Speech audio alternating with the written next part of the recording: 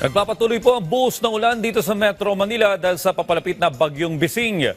Alamin muna natin ang sitwasyon dyan sa may Marikina River. May report ang ating kasamang si Vel Custodio live. Vel?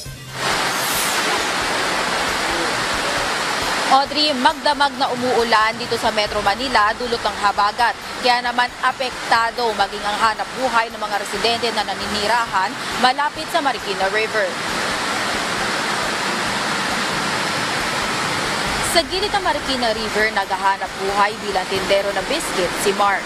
Marami raw kasing pumamasyal at nag-jogging dito tuwing umaga.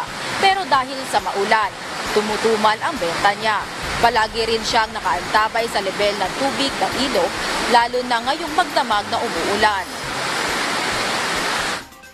Kahit hindi tumaas ang tubig dito, basta umulan, mahina kasi ayaw ng tao lumabas ng bahay, mababasa sila. Kaya yan, tinan nyo, bilang na bilang ang tao. Samantalang kung ordinaryong araw, ang dami nagja-jogging dito, ang dami nagwo-walking. Since tinaasan to, mga 18. Dati kasi, nung mababa pa to, 15 feet pa lang, umaalis na ako, andito na kagad ang tubig. Tinaasan na nila, hanggang doon, no, tinaasan na. Kaya ang pasok ng tubig dito, mga 17 or 18. Doon, hindi na ako pumupunta rito. Kasalukuyang nasa yellow rainfall warning ang Metro Manila dulot ng habagat kung saan posible ang pagbaha at pagguho ng lupa. Patuloy din nating binabantayan ang level ng Marikina River dahil sa magdamag na pag-ulan.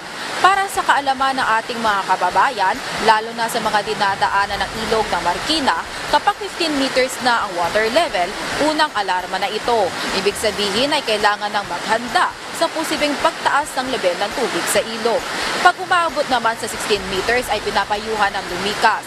At kapag umabot na sa 18 meters ang level ng tubig sa Marikina River, kailangan ng i-force evacuation.